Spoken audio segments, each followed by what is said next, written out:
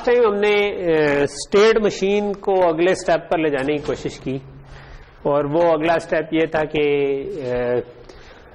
पहले हमने एग्जांपल की थी कि अगर सीक्वेंस में ही काम करने हैं, अगर आपको कंट्रोल सिग्नल्स किसी सीक्वेंस में ही चाहिए कि 0 साइकिल पे इस तरह चलें, 1 साइकिल पे दूसरी तरह चलें, तो हम एक काउंटर लगा सकते हैं जो कि प्रोग्राम मेमोरी का एड्रेस बना दे और जो डाटा होगा उनको as a control signals use कर लें। तो ये एक सिंपल सा तरीका हो सकता है। दूसरा फिर हमने पढ़ना शुरू किया था कि व्हाट इफ कि हमें सीक्वेंस नहीं चाहिए, हम सीक्वेंस कभी स्किप भी करना चाहते हैं, ठीक है, कि आप कंट्रोल सिग्नल जनरेट कर रहे हैं लेकिन but at some point in time you want to change the sequence, जिस तरह हम इफ एल्स की स्टेटमेंट में करते हैं कि अगर कोई आउटकम एक तरह की आई तो आप कुछ और एग्जीक्यूट करना चाहें, और अगर आउटकम कुछ और आई तो आप कुछ और एग्जीक्यूट करना चाहें। तो उसके लिए हमने कहा था कि हम it can be controlled from program memory. तो हमने कहा था ये कर सकते हैं कि mechanism for changing count sequence जो है ना, कि कोई और सीक्वेंस बता दें under control of program memory. So ये तो बिल्कुल सिंपल था कि अगर काउंटर चलता जा रहा है तो पहले साइकिल में एक सेट ऑफ कंट्रोल सिग्नल्स चला गया, दूसरे साइकिल में दूसरा कंट्रोल सिग्नल चले गए। लेकिन अगर मैं इसको कंट्रोल करना चाहता हूं कि यार नहीं, ये प्रोग्राम ही की बेस पे जो इसके अंदर हमारे सीक्वेंस चल रहा है उसी की बेस पे कभी मैं सीक्वेंस को चेंज कर सकूं, तो तब हम उस सीक्वेंस के अंदर ही इनकोड कर सकते हैं कि कब चेंज करना है। तो हम एक बिट रख सकते हैं कि अगर लोड की बिट 1 हुई तो हम बजाय नॉर्मल सीक्वेंस फॉलो करने के जो हम 1 2 3 जा रहे थे, हम उसके बजाय किसी फिक्स जगह पर जंप करके चला जाएंगे, ठीक है। तो ये हमने पहली चीज पढ़ी कि आप इसी के अंदर प्रोग्राम मेमोरी के अंदर, सो इसका मतलब है कि प्रोग्राम मेमोरी में अब आपको एक्स्ट्रा बिट्स चाहिए। पहले सिर्फ कंट्रोल सिग्नल इससे निकल रहे थे, अब ये थोड़ा सा एक्स्ट्रा बिट्स चाहिए जिनमें आप बता सकेंगे आपने किधर जाना है और कहीं जाना भी है या नहीं जाना। यानी कि अगर 0 होगा तो ये नॉर्मल तरतीब से चलता रहेगा, जब ये 1 होगा तो आप कहेंगे अच्छा काउंटर के अंदर ये वाली फिक्स वैल्यू लोड कर लो, ठीक। तो इस तरह आप इफ एल्स टाइप की कुछ चीजें इसमें कर सकते हैं। फिर हमने पढ़ा था कि यार जनरली जो प्रोसेसर का डाटा पाथ होता है, हम इसी कंट्रोलर को एज अ प्रोसेसर कंट्रोलर भी यूज कर सकते हैं। और प्रोसेसर का जो डाटा पाथ होता है, ये तो हमारा कंट्रोल पाथ हो गया कि प्रोग्राम मेमोरी से आपके पास निकल रहे हैं डाटा पाथ को कंट्रोल करने वाले सिग्नल्स। लेकिन डाटा पाथ में नॉर्मली एक रजिस्टर फाइल होती है। रजिस्टर फाइल में एक सेट ऑफ रजिस्टर्स होते हैं जिससे आप रीड या राइट कर सकते हैं। तो प्रोसेसर में इंस्ट्रक्शंस चल रही होती हैं कि भाई 2 नंबर्स को ऐड करो, तो 2 नंबर्स को ऐड करना है, तो इसका मतलब है कि इधर से आपके पास कंट्रोल सिग्नल आएंगे जो 2 रजिस्टर्स से रीड करेंगे, उनको ALU को दे देंगे, ठीक है। ALU उनको ऐड करेगा या सबट्रैक्ट करेगा या जो भी हमने उसको इंस्ट्रक्शन कही हुई है कि करे, वो करने के बाद हम रिजल्ट वापस रजिस्टर फाइल में लिखवाते हैं, ठीक है। तो दरमियान में ये कंट्रोल, ये जो आपका कंडीशन रजिस्टर है जिसमें आप डिफरेंट कंडीशंस इंप्लीमेंट कर सकते हैं कि अगर रिजल्ट 0 आया है या रिजल्ट पॉजिटिव आया है या नेगेटिव आया है, तो उसकी बेस पर हम अगर कोई जाम करना चाहते हैं तो वो कर सकें, ठीक है। सो फॉर एग्जांपल अगर यही जो लोड वाला पीछे हमने पढ़ा था, इसको हम इस तरह से लोड करना चाहेंगे, हम 2 कंडीशंस रखना चाहते हैं कि अगर तो रिजल्ट 0 आया या पॉजिटिव आया तो इसका मतलब होगा, तो इसको मैं करना चाह रहा हूं। सो अगर मैंने आपको ये चीज बताई थी कि जब आपने कंपैरेटर 2 नंबर्स को कंपेयर करना है तो एक तरीका तो कंपैरेटर लगाना है, एक और तरीका ये हो सकता है कि मैं उनको आपस में A से B को सबट्रैक्ट कर दूं, तो उसका रिजल्ट अगर पॉजिटिव आया तो इसका मतलब है कि A बड़ा है, नेगेटिव आया तो B बड़ा है, और अगर 0 आ गया तो इसका मतलब है कि वो बराबर है। सो आप ये कर सकते हैं कि जो उनका रिजल्ट आए, और लास्ट में हमने इसका देखा भी था कि अच्छा 0 की क्या लॉजिक होगी, जो मैं आखिर में आपसे पूछ रहा था कि आप नॉर गेट एक लगा दें तो आप उससे 0 की लॉजिक बना सकते हैं, और सिंपल कंपेयर करना हो तो आप एक्स नॉर से उनको कर सकते हैं। तो ये वो वाली चीज इंप्लीमेंट हुई है कि आप ये अब कर सकते हैं कि एक से ज्यादा कंडीशन रखनी है। जो पिछला वाला था उसमें तो ये था कि आप सिंपली लोड कर देते थे किसी कंडीशन पे, तो अब आप ये करना चाह रहे हैं कि भाई लोड को सिलेक्ट करें कि अगर कंडीशन 0 हो तब क्या करना है, या कंडीशन 1 हो तब क्या करना है, ठीक है। तो हमारे पास इस तरह ये 3 कंडीशन लेट से हम करना चाह रहे हैं। हम चाहते हैं कि R1 ग्रेटर देन R2 हो तो आप किसी जगह पर जंप कर दें, R1 इक्वल टू हो तो हम किसी और जगह जंप कर दें, और अगर एक हम जंप रखना चाह रहे हैं जो कि अनकंडीशनल हो, कि बेशक वो इक्वल किसी कंडीशन को चेक ना करे, जस्ट जंप कर दे, ठीक है। तो उसको कैसे इंप्लीमेंट करें? उसको इंप्लीमेंट करने के लिए फिर आप इसके अंदर 1 के बजाय 2 बिट का लोड रख सकते हैं, ठीक है। कि आप कहेंगे यार अगर ये 0-0 आया तो मैंने लोड करना है, अगर 0-0 आया तो मैंने कुछ नहीं करना, यानी कि मैं नॉर्मल चलता रहूंगा, काउंटर चलता गया, उसमें कोई चेंज नहीं आई। तो अगर बिल्कुल सीक्वेंस ही हमें चाहिए था, कभी सीक्वेंस में चेंज नहीं चाहिए थी, तो हम इसको हमेशा 0-0 रख दें, तो ये चलता रहेगा, काउंटर 0, 1, 2 अप टू जहां तक हमने इसको चलाना। लेकिन मैं चाहता हूं कि अगर कोई रिजल्ट मेरा A-B का पॉजिटिव आया तो तब जंप कर जाऊं, तो तब मैं इधर 0-0 के बजाय 0-1 दे दूंगा, 0-1 दे दूंगा। तो अब ये कहां से आ रहा है? ये कंडीशन से आ रहा है कि जो पिछला ऑपरेशन हुआ था उसका रिजल्ट पॉजिटिव आया तो ये 1 होगा, पॉजिटिव ना आया तो 0 होगा, ठीक। तो हम उसकी साइन बिट इधर उठा सकते हैं बेसिकली, ठीक है। इसी तरह अगर ये 1-0 हो जाए तो हम इस कंडीशन को चेक कर लें, जो कि हम कंडीशन रख सकते हैं कि अगर 0 रिजल्ट आया था लास्ट टाइम, तो अगर मैंने A को B से सब्ट्रैक्ट किया और उसका रिजल्ट 0 आया, इसका मतलब है A इक्वल टू B। तो अगर A इक्वल टू B है तो जंप कर जाओ, वरना जंप ना करो। और आखिरी कंडीशन हमने रख दी कि अगर इधर 1-1 आ गया तो हमने हमेशा लोड करना है, इसका मतलब है इस केस में हम अनकंडीशनल जंप कर सकते हैं, ठीक है। यानी कि अगर यहां पर 1-1 आ जाए तो फिर जंप करनी ही करनी है, किसी कंडीशन को नहीं देखना, ठीक है। अच्छा, बेसिकली मैं इधर बोर्ड पे आ जाता हूं कि हम इससे इंप्लीमेंट क्या कर सकते हैं। आपने इफ एल्स पढ़े हुए हैं सारों ने, ठीक है। सो इफ एल्स में क्या होता है? इफ एल्स में ये होता है कि आपका इफ है, उसके बाद कोई ब्लॉक है, एल्स है, उसके बाद कोई ब्लॉक। सो आप चाहते ये हैं कि जब आपका कोड पहले सीक्वेंस में चलता जा रहा था, इस पॉइंट इन टाइम पे आपने कोई कंडीशन चेक की, ठीक है, जो कि normally A is equal to B, A greater than B, less than B, not equal to B, इस किस्म की, या एक सेट ऑफ कंडीशंस होती है, ठीक है। जब एक से ज्यादा कंडीशंस हो तो आप एक सीक्वेंस ऑफ ऑपरेशंस करके आखिरी ऑपरेशन की बेस पर, क्योंकि वो प्रेसिडेंस पे चल रही होती है ना, कि पहले एक कंडीशन इवेल्युएट होगी, फिर दूसरी, फिर तीसरी, तो सारी इवेल्युएट करने के बाद आपके पास लेट से इस जगह पे वो कंडीशन इवेंचुअली जो आपकी थी वो थी। आप चाहते हैं कि ये कंडीशन अगर ट्रू हो तो ये हिस्सा एग्जीक्यूट हो, फॉल्स हो तो यहां पर चला जाए। तो यहां पर आप जंप करना चाहते हैं बेसिकली, ठीक है।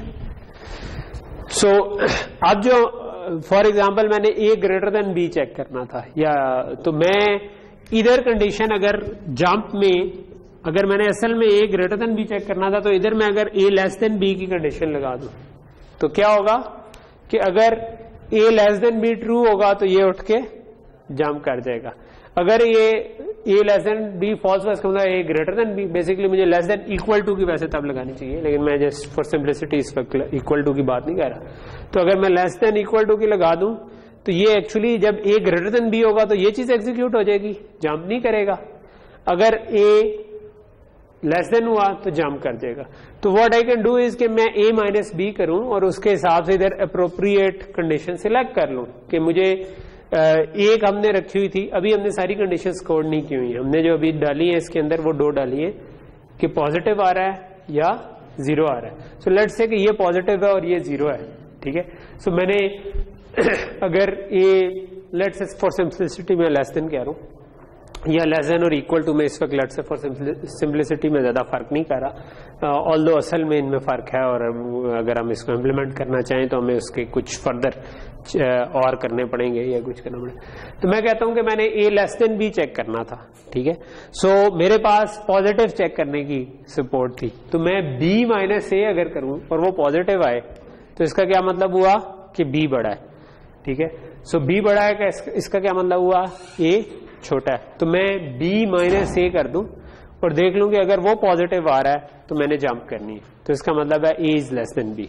बात समझ आ रही है ना कि A में से बी को सब्ट्रैक्ट करने के बजाय मैंने बी में से ए को सब्ट्रैक्ट किया और उससे चेक कर लिया कि वो पॉजिटिव आ रहा है कि नहीं आ रहा। अगर पॉजिटिव आ रहा है तो इसका मतलब बी बड़ा है, बी बड़ा का मतलब है कि ए छोटा है, उस केस में हम जंप कर देंगे। ठीक है, तो ये मैं बी माइनस ए की इंस्ट्रक्शन दूं अगर, यानी कि असेंबली में इसके कॉरेस्पॉन्डिंग मेरे पास इंस्ट्रक्शन बन गई, जो भी बी जिस जगह पे पड़ा था और ए जो पड़ा था और उसका रिजल्ट मैंने जहां पर भी सेव कराना था वो आपके कंडीशन रजिस्टर में चला गया।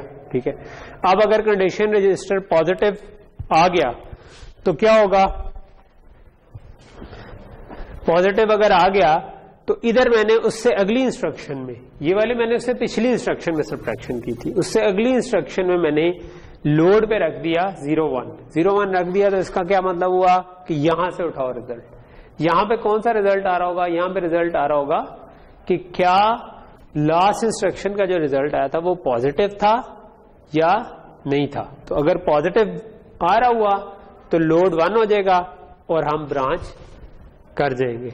अगर पॉजिटिव ना आ रहा हुआ तो इसका मतलब है कि A was not less than B, इसका मतलब है कि हमें ये नॉर्मल चलते रहना चाहिए। ठीक है, सो हम नॉर्मल चलते रहेंगे। ठीक है, इसी तरह जब आप इफ के एंड पे आएंगे तो यहां पर आप अनकंडीशनल जंप करना चाहेंगे, क्योंकि आपको पता है कि मैं इधर तक पहुंच गया हूं तो मुझे अगला ये वाला कोड नहीं एग्जीक्यूट करना। इफ क्योंकि एग्जीक्यूट कर लिया तो एल्स तो नहीं एग्जीक्यूट करना, तो आप उठ के यहां से यहां पर जाना चाहेंगे। तो असेंबली में फिर आप मतलब इस जगह कुछ लेबल कर लेंगे ना, एंड एल्स कह देंगे या कुछ कह देंगे इसको। ठीक है, असेंबली में आप लेबल कर सकते हैं चीजों को। लेट से मैं एंड एल्स कह के कॉलन लगा दूं तो इसका मतलब है कि ये आपका लेबल है एंड एल्स, तो मैं इधर कह दूं जंप एंड एल्स। ठीक है, तो आपकी असेंबली इंस्ट्रक्शन में ये होगा, वो खुद ही इसका डिफरेंस निकाल लेगा असेंबलर के यहां से कितना जंप करना है और इधर वो नंबर डाल देगा कि यहां से काउंटर में ब्रांच एड्रेस क्या बनना चाहिए था। ठीक है, सो ये अगर आप असेंबलर लिख रहे हैं तो ये खुद डालेंगे, और अगर असेंबलर नहीं लिख रहे तो फिर तो बात समझ आ रही है ना कि क्या हो रहा है कि आप इंस्ट्रक्शन चलाते जा रहे हैं तो आपको अनकंडीशनल जंप भी चाहिए होती है। मिसाल के तौर पर जब इफ एंड हो रहा होता तो आपने अनकंडीशनली आगे जाना है। आपको कंडीशनल जंप भी चाहिए होती है नॉर्मल इफ एल्स को सपोर्ट करने के लिए। ठीक है, और अभी हमने कंडीशन में सिर्फ 2 कंडीशंस डाली, ग्रेटर देन की या फिर इक्वल टू की, पॉजिटिव की या 0 की, जो हमने ये कहा। ठीक है, सो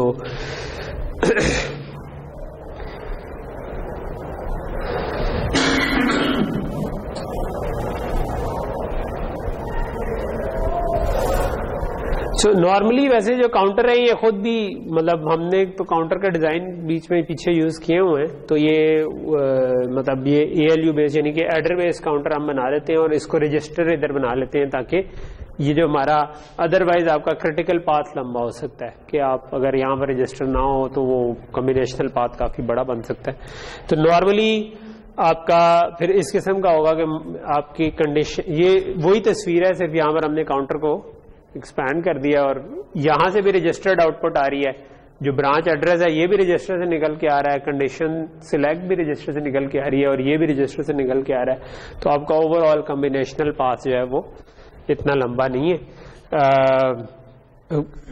एक तरीका ये होता था कि आप ALU के जरिए काउंटर इंक्रीमेंट अंदर कर लें वो, लेकिन बहुत स्लो हो जाएगा।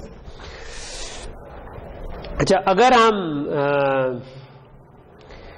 अभी जो हमने की सिर्फ 2 कंडीशंस थी ना कि या 0 होने की या ग्रेटर देन की, अगर हम इनकी ऑपोजिट कंडीशंस भी कोड करना चाह रहे हैं, ठीक है, कि नॉट इक्वल टू, ठीक है, सो या नॉट ग्रेटर देन का मतलब हो जाएगा कि लेस देन और इक्वल टू। ठीक है, तो अगर मैं उनकी ऑपोजिट कंडीशंस भी कोड करना चाह रहा हूं तो उसका एक तरीका ये हो सकता है कि मैं एक एक्स्ट्रा बिट डाल दूं, जो मैंने लोड का वो कंडीशन कोड रखा था ना उसके साथ एक और बिट डाल दूं एज अ पैरिटी बिट जो कि उसको इन्वर्ट कर दे।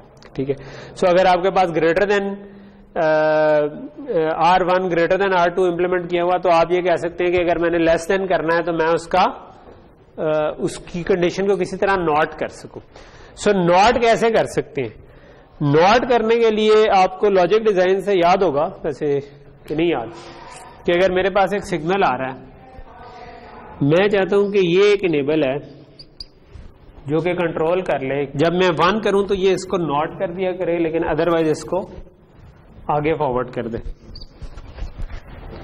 हमारे पास एक कंडीशन तो आ रही है, हम चाह रहे हैं कि हम उसको नॉट कर सकें किसी तरह। तो मैं चाहता हूं कि मैं कोई सर्किट बनाऊं, ये वो डब्बा बनाऊं कि जब मैं कह दूं कि यार हाँ भाई नॉट करो, इनेबल कर दो, तो जो ये कंडीशन आ रही है ये नॉट हो जाए। और अगर मैं नॉट नहीं करना चाह रहा तो मैं इसको 0 कर दूं तो ये वैसे आ भी जाता है। तो क्या चीज करती है ये काम,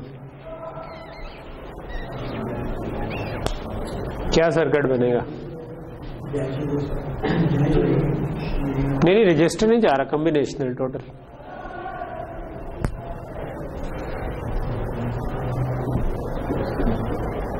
कैसे इसको अप्रोच करें? ये मेरी इनपुट है, ये इनेबल है, वो आउटपुट है। मैं ये चाहता हूं कि ये मेरी आउटपुट है। इसका एक तरीका ये होता है ना कि आप टेबल बना लें कि मेरे पास इनपुट है, इन कह देता हूं इसको, और एक इनेबल है। या चलो इनेबल इधर रख देता हूं, इन इधर रख देता हूं, मुझे जरा आसानी हो जाएगी। मैं कहता हूं जब इनेबल 0 हो तो जो भी इनपुट आ रही है वो उसी तरह आगे चली जाए, ठीक है। जब ये मैं 1 कर दूं तो इसका मतलब मैं नॉट करवाना चाहता हूं, तो इसका मतलब अगर 0 आए तो वो 1 हो, 1 आए तो वो 0। और गेट है, एक्सक्लूसिव और है, ठीक है। तो एक्सक्लूसिव और ये काम करता है कि वो इनेबल कर सकता है नॉट करने को या ना करने को, ठीक है। ये आपको याद होना चाहिए था क्योंकि हमने ये जब हमने एडर सब्ट्रैक्टर बनाया था, ठीक है।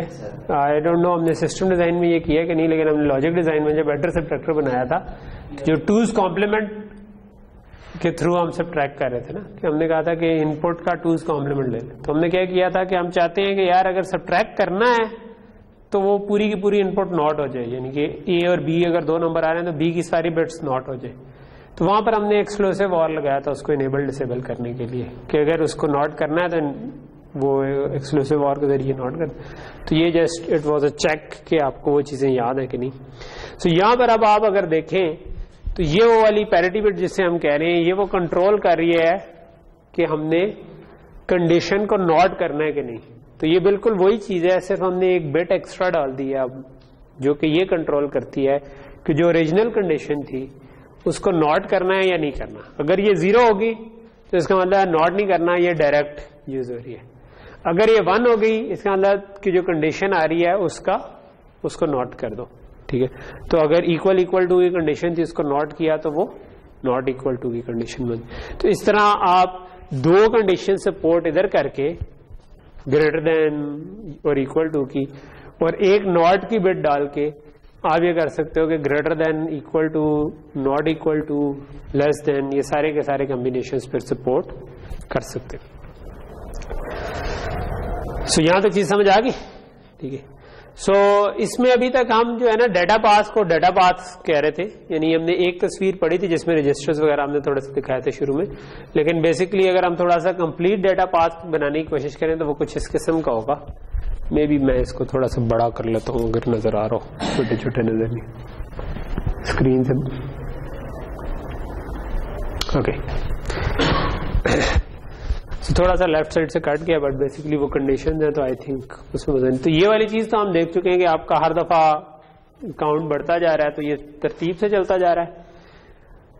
जब आपके पास कोई कंडीशन आई तो उसकी बेस पे आप सिलेक्ट कर लेंगे, लेकिन वो कंडीशन आएगी कहां से? वो आएगी कि ALU का लास्ट रिजल्ट क्या था, यानी कि पिछली इंस्ट्रक्शन में मैं कुछ किसी एक नंबर को दूसरे से सब्ट्रैक्ट करूंगा, उसकी बेस पे मेरे पास रिजल्ट आएगा कि उसको मैंने ग्रेटर देन चेक करना था या लेस देन चेक करना था या इक्वल इक्वल टू चेक करना था, ठीक है। और अगर या हो सकता है कि सिंपली कोई रिजल्ट हो जिसको मैं इक्वल इक्वल टू करना चाहूँ, ये भी हम करते हैं ना, इफ ए तो ये कर दो, तो वो फिर सीधा सीधा भी उठा सकते हैं ALU में। और इस तरफ जो है, अब ये रेज फाइल है, रेज फाइल हमने पहले भी पढ़ी हुई है कि एक सेट ऑफ रजिस्टर्स हैं जिसमें हम चाहते हैं कि आपके 2 पोर्ट्स और रीड की, नॉर्मली जो आपकी ज्यादातर असेंबली इंस्ट्रक्शंस होती हैं उसमें आप कहते हैं भाई 2 नंबर्स को उठाओ और उनको ऐड करो, सब्ट्रैक्ट करो, मल्टीप्लाई करो या कुछ इस तरह काम करो। तो ये आप 2 मार्क्स इसलिए लगे हुए हैं कि आपकी इंस्ट्रक्शन के अंदर से ही आ रहा है कि किस किस रजिस्टर से हमने उठाना है। मिसाल के तौर पर अगर ऐड की इंस्ट्रक्शन आई तो बिट में इधर जगह होगी कि यार इस रजिस्टर को उठाना है, इस रजिस्टर को उठाना है और किस रजिस्टर पर लिखवाना है, ठीक है। ये वाली इंस्ट्रक्शन ऐड की नहीं है, ये कंडीशन वाली इधर इस वक्त शो हो रही है, ठीक है। लेकिन जब ऐड की आएगी तो वो इससे डिफरेंट होगी। उसमें लेट से कि ये 8 रजिस्टर हैं तो we need at least 3 bits to control के भाई 0 से लेकर 7 तक कौन सा रजिस्टर आ रहा है। तो मुझे 3 बिट चाहिए होगी इस मक्स को कंट्रोल करने के लिए, 3 बिट चाहिए होगी एक्स मक्स को कंट्रोल करने के लिए, और अगर मैं इनका ऐड का रिजल्ट एक और रजिस्टर में लिखवाना चाह रहा हूं तो 3 बिट मुझे चाहिए होगी इस डी मक्स को कंट्रोल करने के लिए, जो इनेबल करेगा कि लिखा किस जगह पर जाना है, ठीक है। तो इसका मतलब है 3 3 3 6 आपके पास 9 बिट्स जो है वो तो सिंपल सोर्स 1 सोर्स 2 और डेस्टिनेशन को कंट्रोल करने के लिए आपके पास आ गई ये in control signals data pass को कंट्रोल करें, ठीक। और ये नॉर्मल ALU वगैरह के लिए, लेकिन जब कंडीशनल होगी तब इसी तरह की इंस्ट्रक्शन होगी। और तब आप क्या कर रहे होंगे कि जो ALU की इंस्ट्रक्शन का रिजल्ट आया तो 0 या नेगेटिव को आपने उठाया हुआ है और उसकी बेस पे आपने कहा हुआ है कि अगर मैं नॉट कर लूंगा तो पॉजिटिव भी कवर हो सकता है, ठीक है, या नॉन जीरो भी कवर हो सकता है, ठीक है। तो ये आपकी फिर बाकी की कंडीशन इसके अंदर कवर हो जाए। तो ये समझ आ रही है ना, ये छोटा सा अगर बनाना, तो अगर मैं आपको असाइनमेंट दे दूं तो कोई मसला नहीं है कि अगर ये बनाना हो, नहीं बना लोगे ना, कि अगर मैं ये छोटा सा एक कोड दे दूं। अभी जो असाइनमेंट आ रही है वो एक और है, ये अगले हफ्ते शायद है ये वाली, ठीक। ओके, सो ये बेसिकली आपकी फिर डिफरेंट तरह की इंस्ट्रक्शन बन गई। एक आपकी बन गई कि किस टाइप की इंस्ट्रक्शन है, तो उसमें 2 तरह की बन गई कि एक आपकी कंडीशन पैरिटी और लेबल वाली जिसके जरिए आप जंप वगैरह करोगे, और दूसरी जो है वो आपकी सोर्स 1 सोर्स 2 और डेस्टिनेशन के जिसमें आप रजिस्टर की बेस पे चीजों को कंट्रोल कर रहे हो, ठीक। ओके,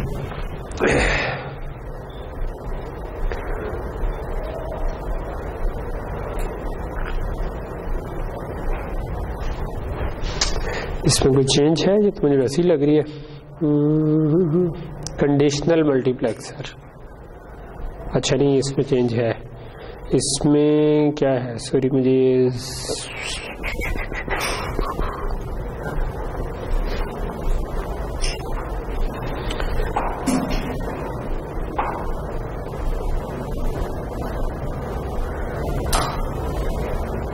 इस वाले में फर्क ये है कि यहाँ पर 2 ब्रांच एड्रेस आ रहे हैं, but I am trying to figure out कि ऐसा क्यों आ रहा है।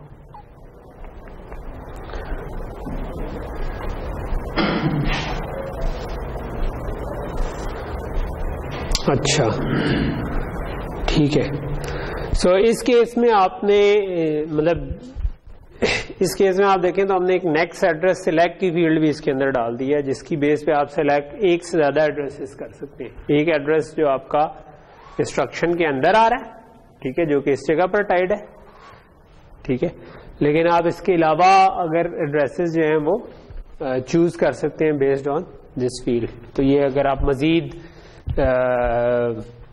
फ्लेक्सिबिलिटी चाहिए एड्रेसेस में तो आप इसमें डाल सकते हैं, ठीक है। एक और चीज होती है जिसको हम कहते हैं सब रूटीन। सब रूटीन किसको कहते हैं ये तो आपको पता ही होगा। सब रूटीन किसको कहते हैं?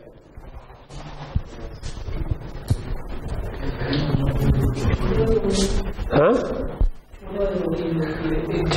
रूटीन किसको कहते हैं? आदत को।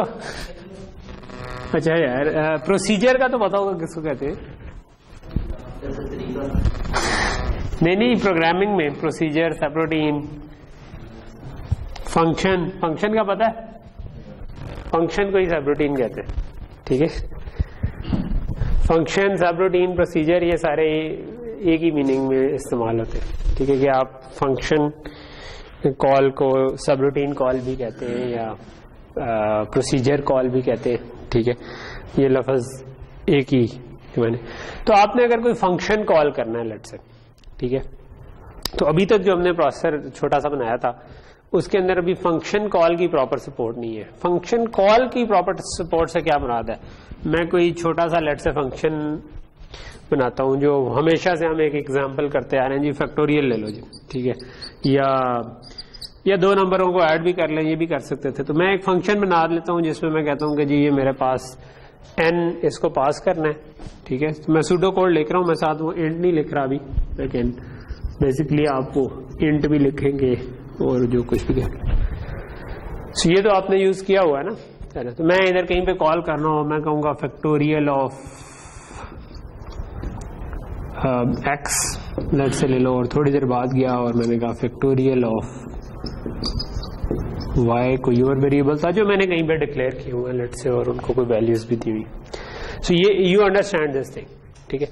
सो अगर मैं फैक्टोरियल ऑफ x करूं तो क्या होगा, एक्चुअली आप इधर से जाम करके इधर जाएंगे, यहां पर फैक्टोरियल का कोड लिखा होगा जो कि एग्जीक्यूट करेगा फैक्टोरियल करने की चीजों को, और उसके बाद यहां से आप उठ के वापस आएंगे, ठीक है। तो 2 काम होंगे, एक जाम करके जाएंगे, फिर एग्जीक्यूट करेंगे, फिर वापस आएंगे। यही काम होना है जब आप इधर से जाम करके जाएंगे, ठीक है। जाम तो हमने पहले ही सपोर्ट की हुई है, तो फिर सब रूटीन के लिए अलग से क्यों स्लाइड है, ठीक है, ज़हन में आ सकता है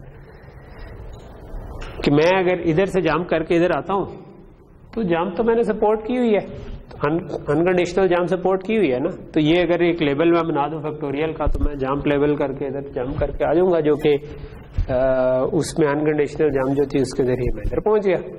जब इधर से वापस जाना था तो यहां से दोबारा जाम करके वापस चला जाऊंगा। सो फिर अलग से किस चीज की जरूरत है,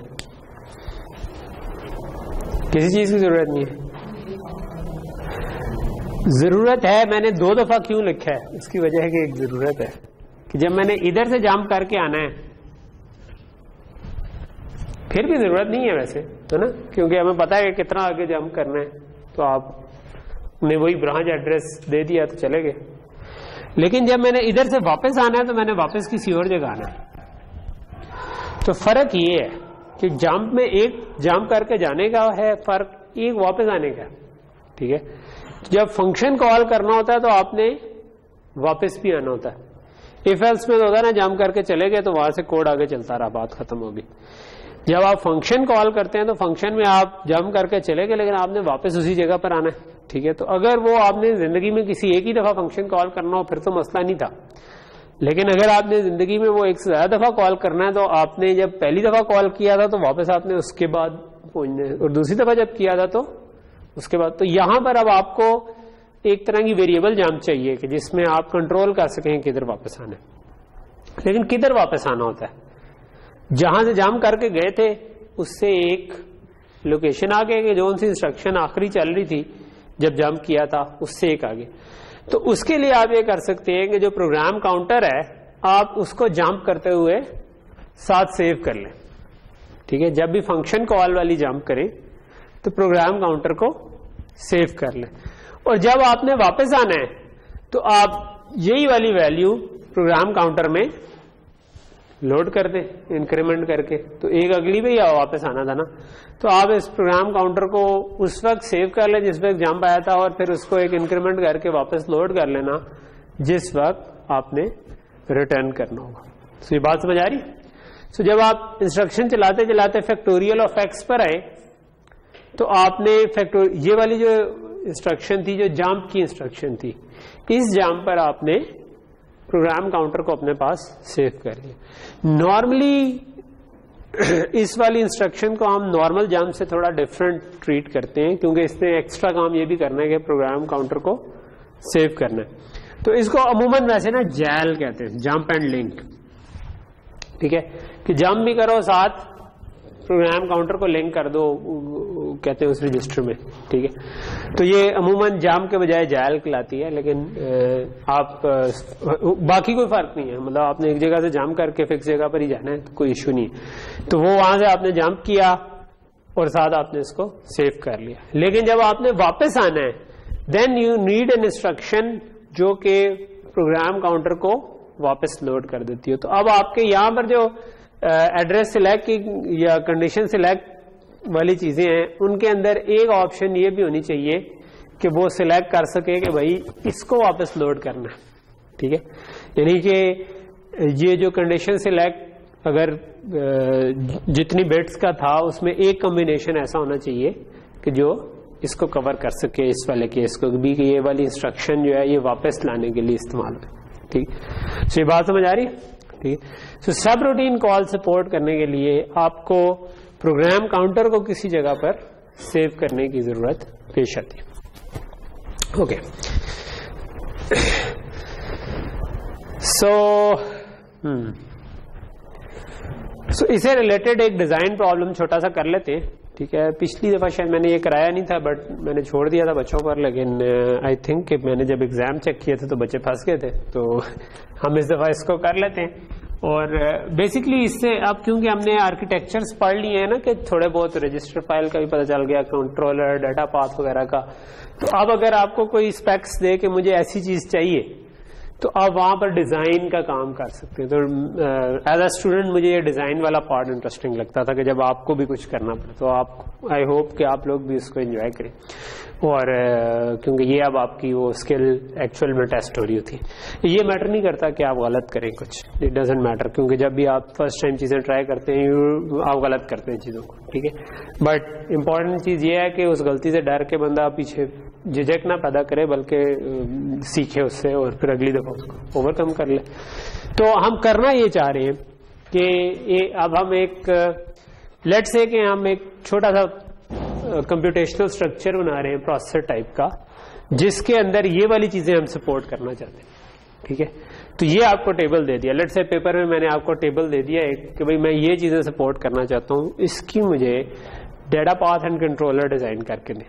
ठीक है, और आप वो डिजाइन करें और उसको फिर मे बी और फॉलो अप में आपको एक असाइनमेंट हो सकती है कि यार इसको आप कोड करके वेरिलॉग में टेस्ट भी कर लें, तो वो एक अच्छी आपकी एक्सरसाइज हो जाएगी।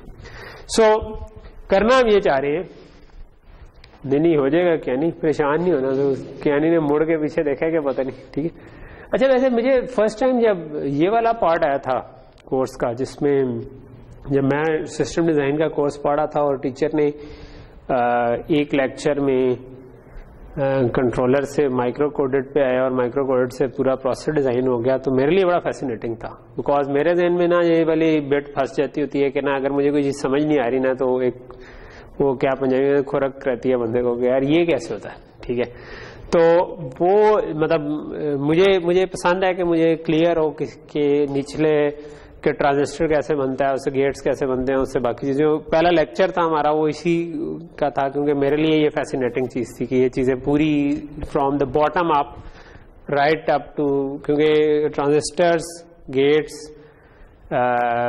उससे बेसिक बिल्डिंग ब्लॉक्स, उससे जोड़ के डिफरेंट चीजें जो बनती हैं, उनमें से एक स्पेसिफिक चीज है कि प्रोसेसर कैसे बने, जिसके ऊपर पूरा कंप्यूटर आर्किटेक्चर का कोर्स है, वो जो जिसमें वो मुझे बड़ा फैसिनेट करता है कि अच्छा कैसे डिफरेंट कंप्यूटेशनल स्ट्रक्चर बनते। फिर उसके बाद उसके ऊपर सॉफ्टवेयर की एब्स्ट्रैक्शन आ गई कि जब एक दफा आप मतलब बेसिकली जो आप चीज जिसको मैं चाहता हूं कि जिसकी कदर करें या जिसको समझ सकेंगे यार ये क्या बात होगी, है कि हमने वो जो कंट्रोल सिग्नल्स थे जो कि हम पहले कह रहे थे स्टेट मशीन से कोड कर लें और उसके बाद माइक्रो कोड कर दें, वो आप बेसिकली आपको अलाउ कर रहे हैं कि आप कुछ भी प्रोग्राम कर सकें। ठीक है, यानी कि अब हमने क्योंकि प्रोग्राम मेमोरी में लिख दिया ना, तो आप you can change the program और आप कुछ भी चला सकते हैं। So this is beginning of जो आप पहले C++ पढ़ चुके हैं, जिसके ऊपर पूरा सॉफ्टवेयर रेवोल्यूशन बेस्ड है।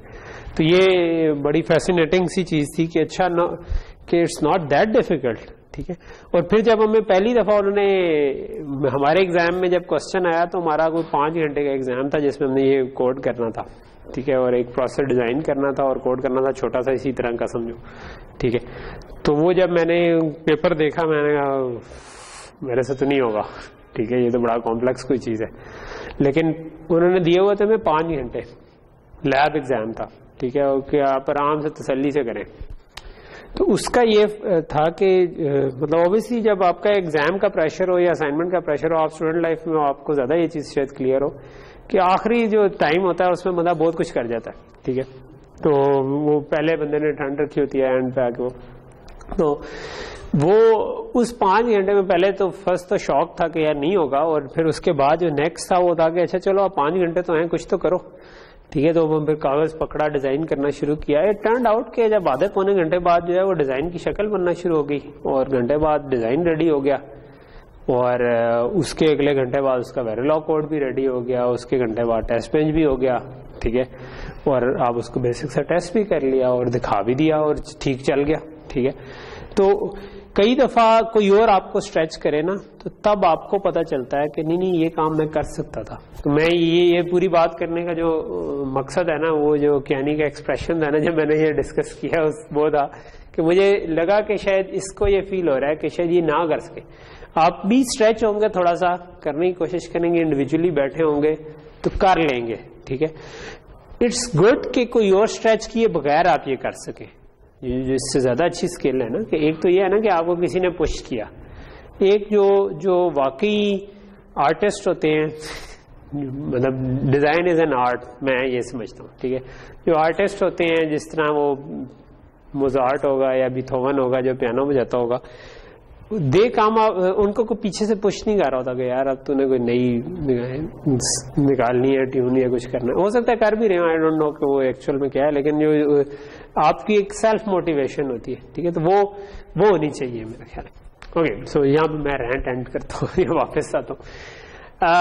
सो ये दिस इज द प्रॉब्लम कि आप चाहते ये हैं कि किसी रजिस्टर में कांस्टेंट ऐड कर सके। ओके, सो पहली चीज है कि पीछे अंडरलाइंग असम्पशन क्या है कि कुछ रजिस्टर्स हैं हमारे पास, ठीक है। सो इसका मतलब है कि कुछ रजिस्टर्स हमारे पास हैं। इन रजिस्टर्स में मैं क्या चाहता हूं कि मैं कांस्टेंट ऐड कर सकूं, मैं दो रजिस्टर्स को आपस में ऐड कर सकूं, ठीक है, जो साइंड एडिशन हो इनकी, यानी कि आप प्लस माइनस भी कर सकें उनको, ठीक है। अच्छा, ऐड करके इधर लिखा हुआ एसीसी, एसीसी से मुराद है एक्यूमुलेटर, कि हम इन सब का रिजल्ट एक ही रजिस्टर पे किसी लिखा रहे हैं जिसका नाम है एक्यूमुलेटर, ठीक है, उसमें मैं ऐड कर सकूं। 3 रजिस्टर्स को लेट से मैं ऐड कर सकूं साइन में, 3 रजिस्टर्स कांस्टेंट को ऐड कर सकूं, ठीक है। फिर मैं एलएसबीज जो 8-8 बिट की एलएसबीज हैं उनकी 2 रजिस्टर की, उनको आपस में मल्टीप्लाई कर सकूं, मैं लोड कर सकूं रजिस्टर की वैल्यू एक्यूमुलेटर में, किसी रजिस्टर में जो वैल्यू पड़ी है वो मैं, तो इसका मतलब है कि एक एक्यूमुलेटर रजिस्टर कहीं पे है जिसके अंदर मैं लिखवाना चाह रहा हूं, ठीक है। ये एक्यूमुलेटर हो गया, ये मेरे रजिस्टर हो गए जिनके साथ आई जे के लगा हुआ है, इसका मतलब है दे कैन वेरी, इनमें से कोई सा रजिस्टर भी हो सकता। उसके बाद आप ये भी चाहते हैं कि आप स्टोर कर सकें एक्यूमुलेटर का कंटेंट वापस रजिस्टर में, ठीक है, कि आपने मुख्तलिफ चीजें ऐड करते गए और एंड में जो रिजल्ट आया वो आपने वापस सेव कर लिया। मिसाल के तौर पर आप फिल्टर कर रहे थे तो आपने बार बार मल्टीप्लाई किया, ऐड किया, मल्टीप्लाई ऐड किया, तो वो रिजल्ट जब पूरा हो गया तो आप वापस लिखवाना चाहते हैं, ठीक। फिर आप ये चाहते हैं कि कोई लोड एन, यानी कि आप कोई इंटीजर एक्यूमुलेटर के अंदर लिखवा सकें, मे बी 0 से इनिशियलाइज कर सकें, 1 से कर सकें, कोई और वैल्यू लिखवा सकें, ठीक है। फिर आप चाहते हैं कि आप ब्रांच कर सकें अगर एक्यूमुलेटर 0 है, ब्रांच कर सकेंगे अगर एक्यूमुलेटर नेगेटिव है, अनकंडीशनल ब्रांच भी कर सकें, फिर आप सब रूटीन कॉल भी कर सकें, ठीक है, और रिटर्न भी कर सकें सब रूटीन से।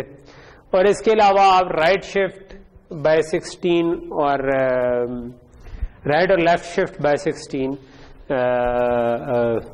आप कर सकें, जो भी रिजल्ट है उसको एक्यूमुलेट। तो ये काम करने हैं, ठीक है। इनके ऑप कोड्स कुछ दिए हुए, तो लेट्स से कि हम पूरा सर्किट ना भी डिजाइन करें, हम इसमें से जो इसके मोटे मोटे खदो खाल हैं वो लेट से डिजाइन करने की कोशिश करते हैं। तो मैं ये काम करना चाहता हूं, तो इसका क्या मतलब है कि रजिस्टर फाइल से मुझे चीजें उठानी है। एक तो वी स्टार्ट विद जो चीजें जरूरी हैं, जो डाटा पाथ में हमें चाहिए, जो डाटा को एक जगह से दूसरी जगह ले जाना है हमने, वो कैसे लेकर जाए। तो मुझे रजिस्टर रीड का कोई मैकेनिज्म चाहिए कि जिधर मैं, अगर मैंने एक रजिस्टर रीड करना है इसमें से कोई सा रैंडमली, तो मुझे क्या चाहिए कि मैं इनमें से कोई सा एक उठा सकूं।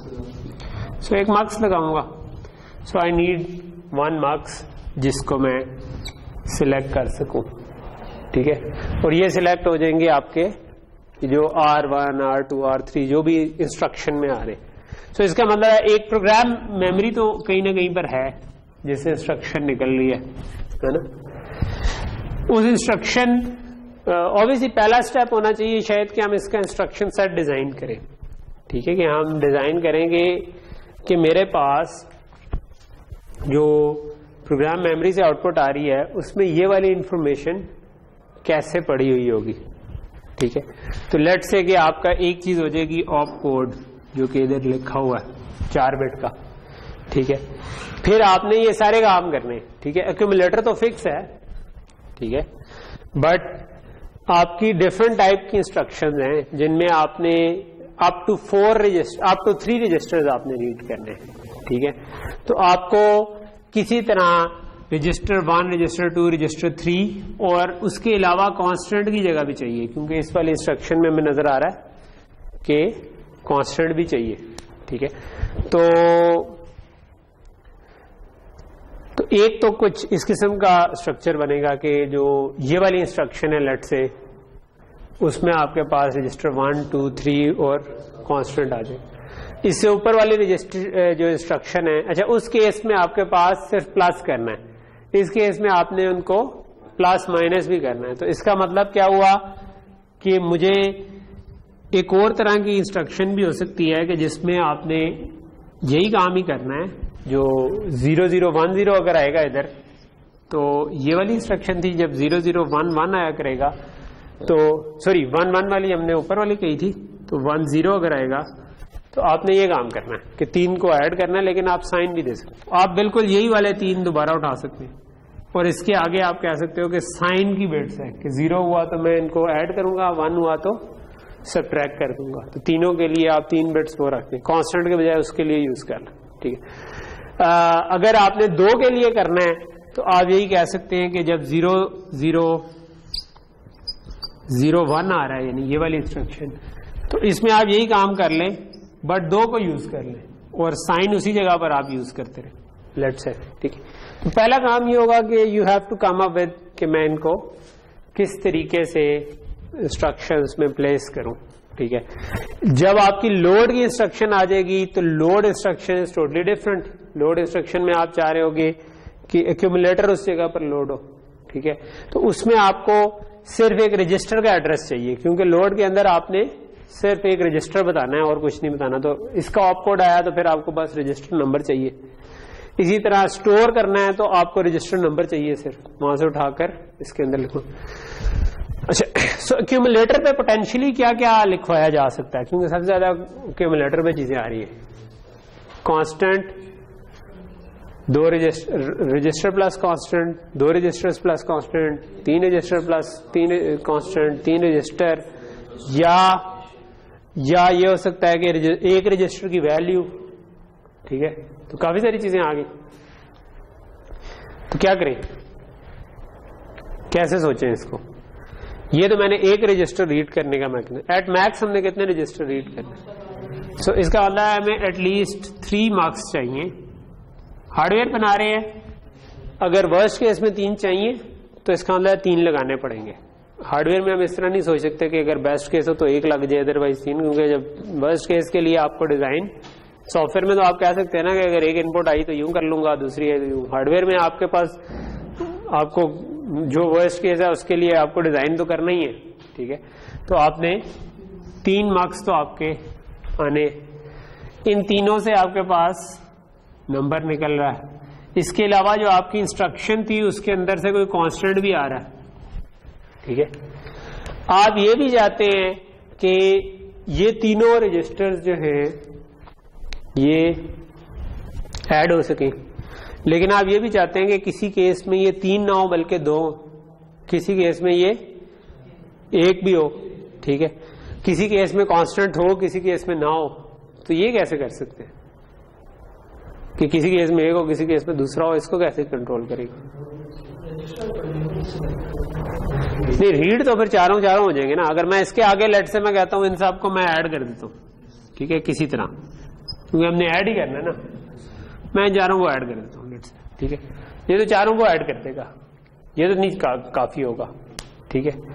ऑब्वियसली एक क्वेश्चन ये है कि क्या मुझे एडर कैसा बनाना चाहिए। यहाँ पर 4 नंबर्स को ऐड करना है, तो क्या मैं एडर तो 2 नंबर्स को नॉर्मली ऐड कर रहा होता, तो क्या करूं।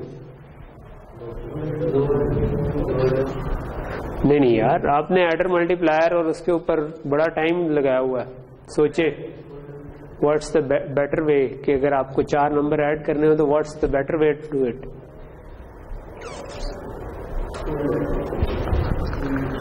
अगर आपने ज्यादा नंबर ऐड करने हैं तो आपको 4 to 2 कंप्रेसर लगाना चाहिए। अगर वो आप मतलब इस पे तो हमने इतना टाइम लगाया हुआ है कि मेरा ख्याल है कि सबसे ज्यादा टाइम हमने कोर्स में सेक्शन में लगाया था कि एडर पर मल्टीप्लायर कंप्रेसर को, उसके बाद हमने जाने नहीं छोड़ी थी। ठीक है, तो इसका मतलब है कि मुझे इधर कंप्रेसर लगाना चाहिए। ठीक है, और उसके बाद मुझे आखिरी 2 जो रह जाएंगे उनको ऐड करना चाहिए। पहली चीज तो ये। ठीक है, वर्स्ट केस में ये तो मुझे करना है, बट ये तो वो वाली इंस्ट्रक्शन होगी जो कि R1 plus R2 plus R3 plus constant कह रही है। व्हाट अबाउट के मैंने 2 को ऐड करना था, कांस्टेंट को नहीं ऐड करना था, या 1 को और कांस्टेंट को ऐड करना था, तो उसके लिए क्या चीज होनी चाहिए?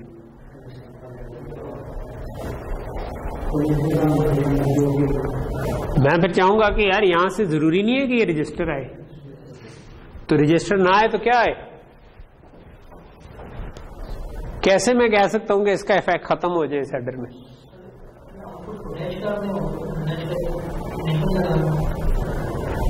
किनको? इनको नहीं, लेकिन इनेबल किया तो कोई वैल्यू आई, वरना पुरानी वैल्यू रहेगी ना, तो वो पुरानी वैल्यू ऐड हो जाएगी। तो मैं कैसे कंट्रोल कर सकता हूं कि ये 3 रजिस्टर 4 चीजें ऐड होने के बजाय इनमें से 2 चीजें ऐड हो?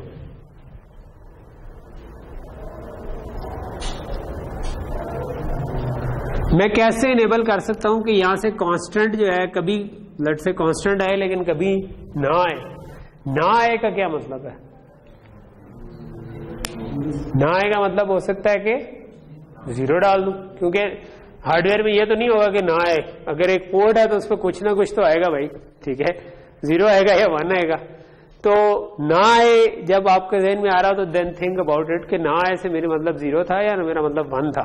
ठीक है, तो I can maybe add a mux here which can control कि यहां पे 0 आ जाए या वो कांस्टेंट आ जाए। और ये चीज मेरी एक कंट्रोल लाइन बन गई कि ये कैसे कंट्रोल करना है। ठीक है, मतलब जो भी इंस्ट्रक्शन आ रही होगी उसके हिसाब से आपको किसी तरह कंट्रोल करना है। ठीक है, लेकिन लेट से कि मैं किसी तरह ये निकाल सकता हूं कि हाँ भाई इंस्ट्रक्शन का ऑप कोड ये था तो मुझे ये चाहिए वरना दूसरा चाहिए। ठीक है, कर सकते हैं ना।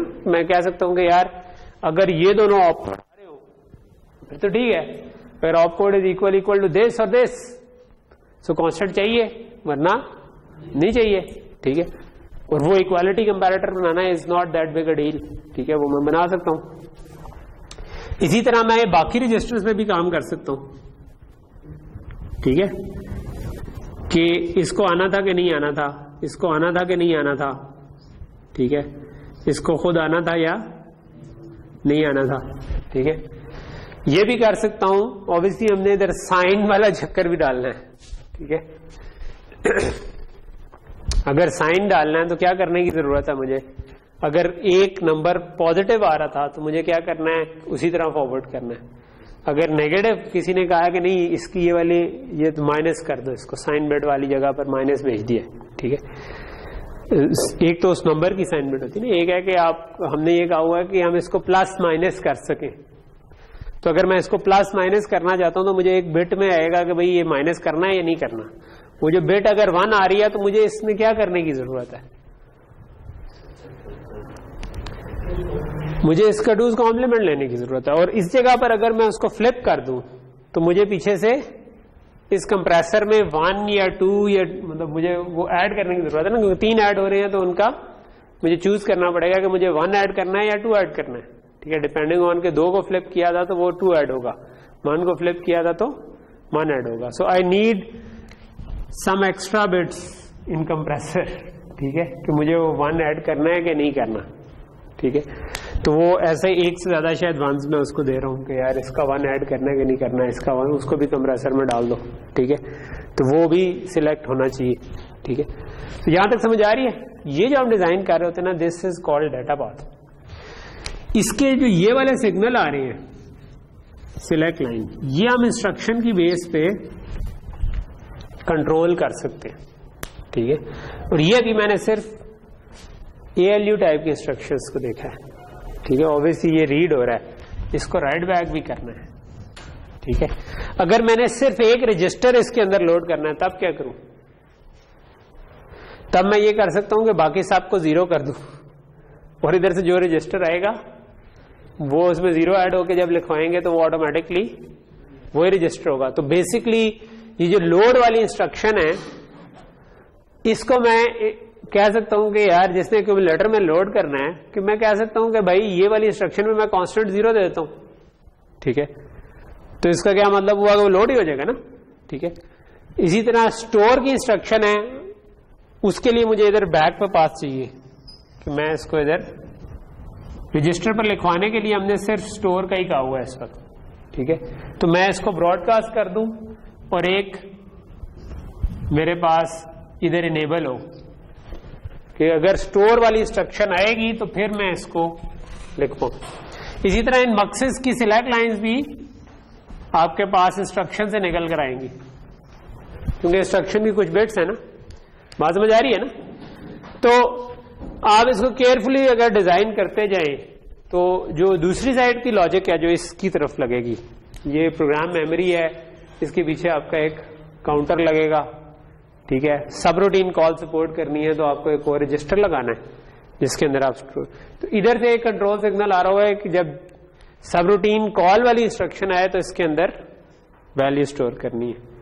फिर जो वापस इंस्ट्रक्शंस लोड करनी है, तो जो हमने पहले मक्स पढ़ा था जिसमें हमने कहा था कि इसमें 1 ऐड करके लिखवाना है या ब्रांच करके लिखवाना है, तो ये अगली स्लाइड के ऊपर हमारे पास इसका डाटा पाथ आ रहा है। ये कोई क्या नाम है, कोई बंदा उसको पीछे जाके स्लाइड की तरफ मोड़ दे।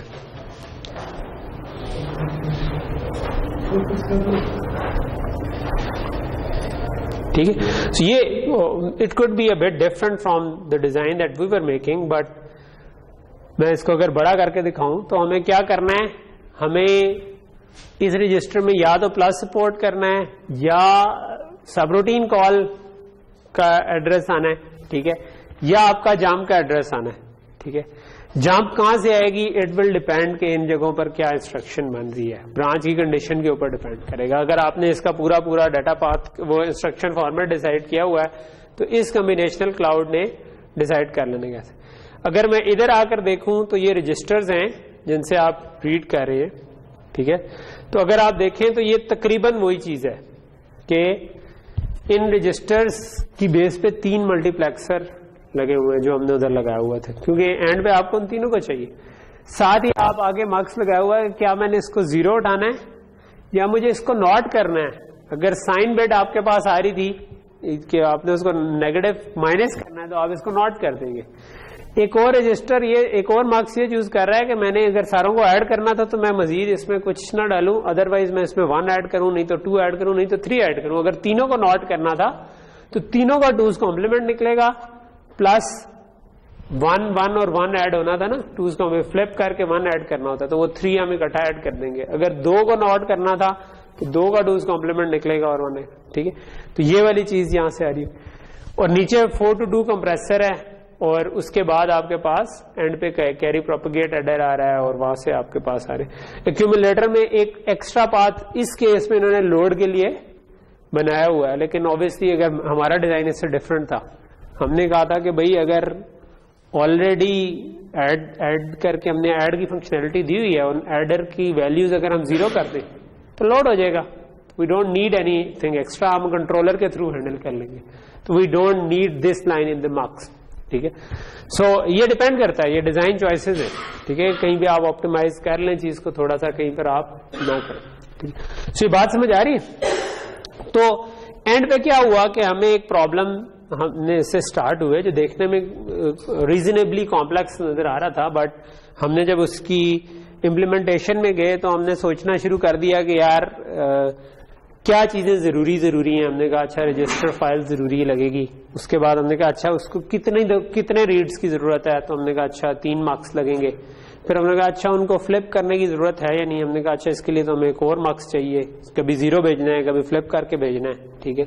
फ्लिप की वैसे शायद हमने इधर नहीं डाली थी, लेकिन फ्लिप के लिए इधर आप अगर देख रहे हैं तो हर मार्क्स पे फ्लिप की ऑप्शन अलग से दी हुई है। आप इसको XOR के जरिए भी कर सकते हैं, यानी कि हमने अभी जो थोड़ी देर पहले पैरिटी वाला काम किया था, आप you can use an XOR here और एक ही जगह पर वो XOR को कंट्रोल कर लें किसी कंट्रोलर। तो ये डिजाइन चॉइसेस है। दूसरा हमने सोच लिया कि यार अगर ज्यादा चीजों को ऐड करना है आपस में तो वहां पर कंप्रेसर लग सकता है, ठीक है। तो ये चीज हम देखिए। ओके सो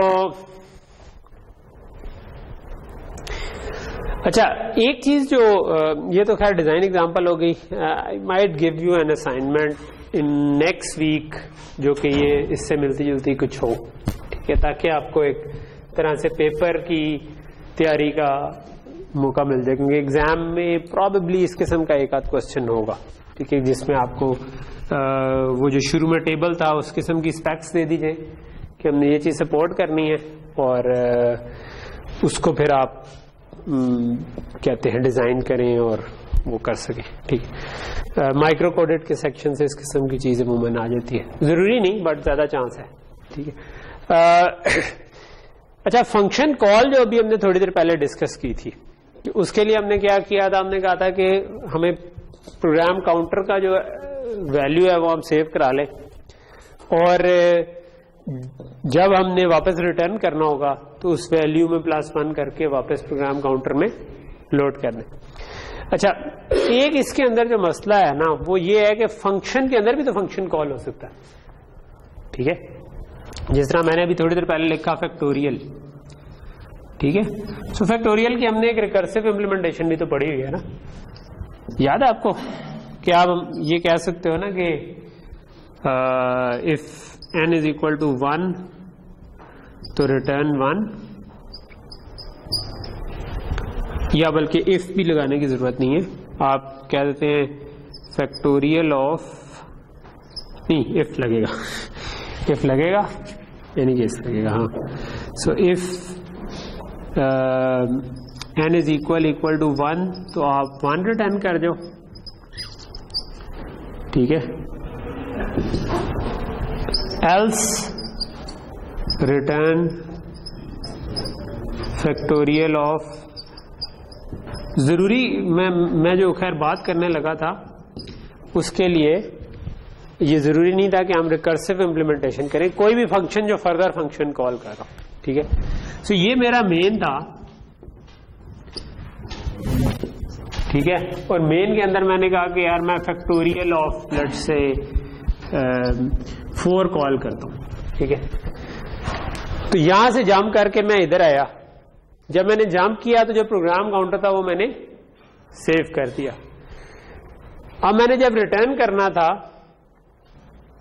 तो वही वाला प्रोग्राम काउंटर वापस लोड होना था, लेकिन मैंने रिटर्न करने से पहले दोबारा फैक्टोरियल ऑफ 3 कॉल कर लिया। फैक्टोरियल ऑफ 3 कॉल कर लिया तो अब क्या होगा, जो आपके पास पीसी था ये आपने सेव किया था सबरूटीन एड्रेस पे, ऐसे ही है ना, जो रिटर्न एड्रेस कह लो, ठीक है, रिटर्न एड्रेस आपने जहां पर वापस आना था, या पीसी जो सबरूटीन का पीसी था, तो ये तो आपने जब 4 के लिए कॉल किया था उसको सेव किया था। जब इसके अंदर गए आपने 3 के लिए दोबारा फैक्टोरियल कॉल कर लिया, तो ये जब दोबारा फंक्शन कॉल हुआ तो ये दोबारा इस पर लिखवा देगा, तो पुरानी वाली वैल्यू तो ओवरराइट होगी, ठीक है। तो जब मतलब लेट से मैं 3 भी नहीं कहता, मैं कहता हूँ 2 पे कर देता हूँ, ठीक है, ठीक है। मैंने 2 के लिए कॉल किया, लेकिन जब मैं अंदर गया तो मैंने फैक्टोरियल ऑफ 1 कॉल कर लिया। 1 कॉल कर लिया तो मैंने जो 2 से रिटर्न होकर जहां पर जाना था वो ओवरराइट हो जाएगा, और जो 1 के लिए कॉल किया वो इधर सेव हो जाएगा, क्योंकि 1 से रिटर्न करके मैंने इधर ही आना था। तो ये वैल्यू तो ओवरराइट होगी, तो मैं वापस कैसे रिटर्न करूंगा, पॉइंट समझ आ रहा है ना। या चलो फैक्टोरियल ना भी होता, मैंने कोई फंक्शन कॉल किया, उसका रिटर्न एड्रेस सेव कर लिया, मैंने उसके बाद उस फंक्शन के अंदर से एक और फंक्शन कॉल किया, तो उस फंक्शन ने तो नया एड्रेस सेव कर लिया कि यार मैंने जब वापस आना है तो ये एड्रेस बनेगा, जो पहला वाला था वो तो खत्म हो गया, ठीक है। तो ये प्रॉब्लम एक है कि अगर मैंने एक ही रजिस्टर रखा हुआ है तो उसके साथ ये मसला है कि मैं वापस कैसे आऊंगा। ठीक है, इसको कैसे हल करें, अगला क्वेश्चन बनता है। इसको हल करने के दो तरीके। एक तरीका ये है कि आप जब भी फंक्शन कॉल करें तो इस वाले रजिस्टर की वैल्यू कहीं पे सेव कर लें मेमोरी में। ठीक है, तो उसका ये तरीका हो सकता है कि आप ये वाला जो रजिस्टर है इसको सेव करने की कोई इंस्ट्रक्शन रखें। ठीक है, एक और वो कैसे हो सकता है, उसका एक तरीका ये हो सकता है कि ये वाला रजिस्टर जो आपकी रेज फाइल में रीडेबल हो तो आप उसको रेज फाइल के किसी रजिस्टर को फिक्स कर दें। ठीक है, जिस तरह बाज प्रोसेसर ये करते हैं, वो कहते हैं कि भाई रजिस्टर नंबर 0 जो है उस पर मैं ये हमेशा पड़ा होगा। ठीक है, बाज प्रोसेसर कहते हैं कि रजिस्टर नंबर 0 हमेशा 0 होगा, रजिस्टर नंबर 1 जो होगा उस पर हमेशा ये वैल्यू पड़ी होगी। ठीक है, तो हम ये कर सकते हैं ना कि आप अपनी रेज फाइल के पहले एक दो रजिस्टर ना लगाएं और ये वाले रजिस्टर उधर रीड के तौर पर कनेक्ट कर दें। ठीक है, या उधर हार्ड कोर 0 वैल्यू कनेक्ट कर दें। ठीक है, राइट करेंगे तो लिखा नहीं जाएगा, लेकिन रीड करेंगे तो जब वो रजिस्टर से आप रीड कर सकते हैं तो आप रजिस्टर से उठा के मेमोरी में सेव करते जाएं तो आप हमेशा कर सकते हैं। एक तरीका तो ये है, बट ऑब्वियसली ये तरीका करने के लिए आपको मेमोरी में लिखवाना पड़ेगा हर फंक्शन कॉल के वक्त। पुरानी वैल्यू सेव करो, जब फंक्शन से रिटर्न करो तो पुरानी वैल्यू वापस मेमोरी से रीड कर इसके ऊपर लिखवा दो। तो इस तरह होता है, नॉर्मली इसी तरह होता है, लेकिन आप इसको थोड़ा सा फास्ट बना सकते हैं कि अगर आप थोड़ी सी सपोर्ट हार्डवेयर के अंदर ऐड कर लें कि हर दफा उसे ये ना करना पड़े 3-4 फंक्शन कॉल जाए और हार्डवेयर के अंदर ही हैंडल हो जाए। ठीक है, लेकिन अगर आप 3-4 से ज्यादा जा रहे हैं कि आपने फंक्शन के अंदर फंक्शन कॉल किए हुए, तो वो जो चौथा पांचवा आएगा वहां पर जाकर आप कह देंगे अच्छा अब मैं क्योंकि वो लिमिट क्रॉस कर रहा हूं तो अब मुझे अगले कॉल के लिए ये वाला एड्रेस सेव करने की जरूरत है। ठीक है, तो उसके लिए जो आप हार्डवेयर में सपोर्ट डालते हैं, जो आप 3-4 इंस्ट्रक्शन फंक्शन कॉल की डालने जाते हैं, उसे हम कहते हैं नेस्टेड सबरूटीन की सपोर्ट। ठीक है, सो ऑब्वियसली अगर मैं कहता हूं कि मैंने एक फंक्शन कॉल किया, वो था लेट से कि जिसमें मैंने कोई भी XYZ काम करना था, मैंने एक फंक्शन कॉल कर लिया, उधर से मैंने कोई ABC फंक्शन कॉल कर लिया, उससे मैंने DEF फंक्शन कॉल कर लिया। तो जो मैंने रिटर्न करना है तो मुझे सबसे पहले कौन सा एड्रेस चाहिए होगा, जो मैंने सबसे पहला फंक्शन कॉल किया था या सबसे आखिरी फंक्शन कॉल?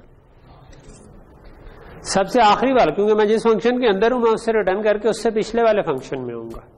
जब उससे रिटर्न करूंगा तो उससे पिछले वाले में आऊंगा, उससे रिटर्न करूंगा मेन में आ जाऊंगा। ठीक है, तो ये आपके पास आपको ये जो एड्रेसेस चाहिए किस सीक्वेंस में चाहिए, जो सबसे आखिरी था वो सबसे पहले चाहिए। सो जब सबसे आखिरी सबसे पहले चाहिए हो तो इसको क्या कहते हैं, FIFO होता है कि जो सबसे पहला था वो सबसे पहले चाहिए, जो इसको क्या कहते हैं लास्ट इन फर्स्ट आउट। ठीक है, और इसी को हम स्टैक भी कहते हैं, stack is also a last in first out. तो सब रूटीन कॉल के लिए इसीलिए लफ्ज भी स्टैक यूज होता है और सब रूटीन कॉल स्टैक हम इसको कहते हैं, क्योंकि फंक्शन कॉल की डायनामिक्स ऐसी है कि सबसे आखिर वाला आपको सबसे पहले। सो आप अगर इसको किसी तरह किसी लाइफ फॉर्म में स्टोर कर दें, अगली दफा फंक्शन कॉल करें उसको भी लाइफ फॉर्म में स्टोर कर दें, उससे अगली वाली को करें उसको भी लाइफ फॉर्म में स्टोर कर दें, उससे अगली करें उससे भी। तो अगर लेट से आप 4 की सपोर्ट रखते हैं तो आप जो जब आपको रिटर्न करना होगा तो जो आखिरी इन किया था वो आपके पास आउटपुट पे होगा, आप वहां से उठा लें, उसको पॉप कर लें। ठीक है, तो ये इस किस्म का स्ट्रक्चर फिर आप बना सकते हैं कि आप यहां पर जो प्रोग्राम काउंटर के पीछे एक रजिस्टर बनाया हुआ था उसके बजाय आप एक स्टैक लगा लें, यानी लास्ट इन फर्स्ट आउट वाली एक चीज लगा लें कि जो कि जब भी आपकी जंप की इंस्ट्रक्शन आए तो ये स्टैक में पुश होती जाए। ठीक है, और फिर जब आपने पॉप करना हो उसको तो आप टॉप ऑफ स्टैक पॉइंटर को नीचे मूव कर दें। ठीक है, तो ये काम हम कर सकते हैं। तो ये लास्ट एंड फर्स्ट आउट एक FIFO तो हमने बनाया हुआ था पहले, ये LIFO है, LIFO का एक डिजाइन इधर लगा हुआ है कि आपकी जो स्टैक पॉइंटर लॉजिक है कि जिसके अंदर आप क्या कर रहे हो, ये आप 4 लेवल ऑफ नेस्टिंग को सपोर्ट कर रहा है। तो PC आपके पास आता है आप क्या करते हो कि पहली दफा आया तो इधर लिखवा दिया, दूसरी दफा आया तो इधर लिखवा दिया, तीसरी दफा आया तो इधर लिखवा दिया, चौथी दफा। तो इधर आपका ये इंक्रीमेंटेड वैल्यू जो भी जारी है कि जब भी आपकी सबरूटीन कॉल आई तो आप इसको इंक्रीमेंट करते जा रहे हैं, ठीक है। अच्छा, साथ ही आपका जो रिटर्न वाला है वो भी आप इधर मार्क्स से उठा रहे हैं, क्योंकि अगर 4 दफा आपने कॉल किया था तो आपने इधर से उठाना है, ठीक है। सो अगर एक दफा आपने उसमें से रिटर्न कर दिया है तो आपको इससे एक पीछे से उठाना है। तो आपको इसके अंदर फिर लॉजिक रखनी पड़ेगी कि यार जिस जगह पर मैं लिखवा, लास्ट इन फर्स्ट आउट है ना, तो अगर मैंने लेट से कि पहली दफा लिखवाना था 0 पे, उस पर कहीं से भी नहीं पढ़ना था, लेकिन जब मैंने दूसरी दफा लिखवाना था इधर, तो लिखवाने वाला पॉइंटर इधर होगा, पढ़ने वाला इससे एक पीछे होगा, ठीक है। फिर मैं एक और इंक्रीमेंट करूंगा तो वो इससे एक पीछे। ये बेसिकली अगर लाइफो बना रहे हो तो ये एक दूसरे से 1 का डिफरेंस आपके पास रहता है कि अगर इस तरह से आप बनाने की कोशिश, ठीक है।